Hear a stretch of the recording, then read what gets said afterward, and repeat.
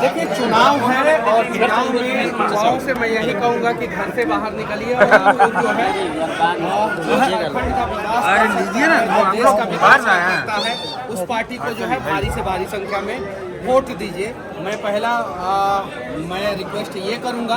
दूसरा रिक्वेस्ट ये करूँगा कि जो करप्शन है उसे ख़त्म करना जरूरी है और वो तभी ख़त्म होगा जब झारखंड के युवा आगे आएंगे और उन्हें जब गलत दिखेगा तो उस गलती का विरोध करेंगे, तब ये सारी चीज़ें ख़त्म होगा।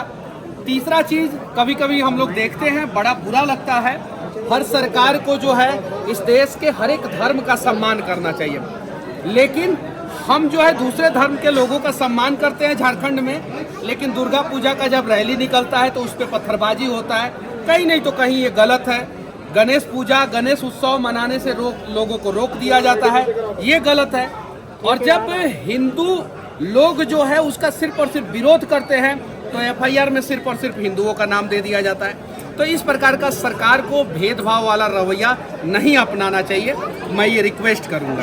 झारखंड के कुछ मंत्री जो बिहारियों का विरोध करते हैं उनके लिए क्या संदेश देंगे? देखिए ये देश एक है और सबकी नेशनलिटी भारतीय है। सबसे पहले 1971 के बाद 6 करोड़ से ज़्यादा बाहर के लोग जो है वो भारत में आके घुसपैठी तरीके से रह रहे हैं। सुप्रीम कोर्ट ने 3 दिन पहले ये आदेश दिया है कि उन सभी को जो है भगा देना चाहिए और स्टेट गवर्नमेंट और सेंट्रल गवर्नमेंट को दोनों को साथ में मिलके भगाना चाहिए। झारखंड की वर्तमान समय में सबसे बड़ा समस्या भ्रष्टाचार और जो बांग्लादेशी और रोहिंग्या झारखंड में घुस के डेमोग्राफी चेंज कर रहे हैं वो समस्या है। तो सबसे पहले हमें इन समस्याओं से निपटना चाहिए और बांग्लादेशियों को भगाना चाहिए। चूंकि उस पर लोगों का ध्यान ना जाए, इसलिए लोगों का ध्यान डाइवर्ट करने के लिए कुछ लोग राज ठाकरे जैसा काम करते हैं। राज ठाकरे ने महाराष्ट्र में क्या किया आप सभी को पता है, और वर्तमान समय में राज ठाकरे की स्थिति क्या है आप सभी को पता है।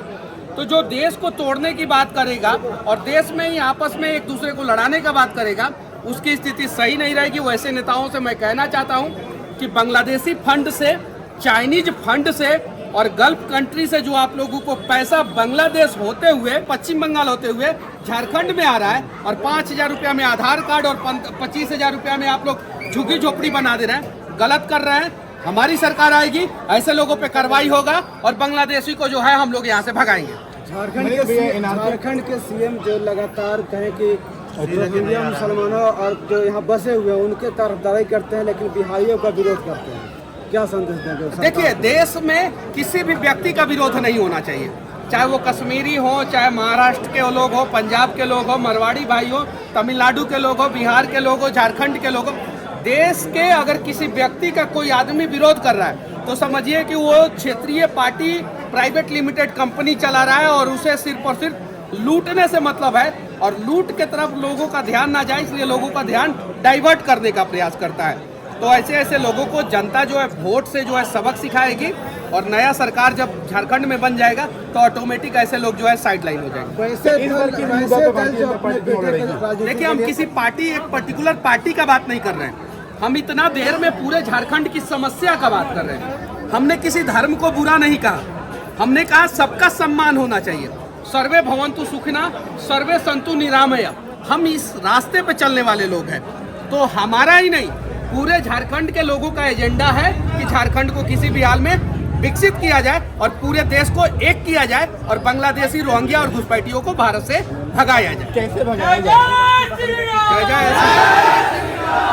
भगाने का तरीका है एनआरसी लागू किया जाए, उन्हें स्पेसिफाई किया जाए, चिन्हित किया जाए, वो जो हमारे साथ गलत कर रहे हैं उन लोगों को चिन्हित करके यहाँ से भगाया जाए। लोहरदगा में लव जिहाद का बहुत ज्यादा मामला आ रहा है। असम से कितने बांग्लादेशी और रोहिंग्या मुसलमानों को भगाया असम गया? में घुसपैठ रोक दिया गया, पूरी तरीके से रोक दिया गया। असम में आपको जो है अब घुसपैठ देखने को नहीं मिलता है। अगर फर्स्ट लाइन क्रॉस करके वो सेकेंड लाइन में आ भी जाते हैं तो असम पुलिस जो है कार्रवाई करते हैं। झारखंड के नए युवा नेता जयराम महतो जी 1932 की बात हम उनको नहीं जानते कैसे देखते हैं? हम उनको नहीं जानते हैं।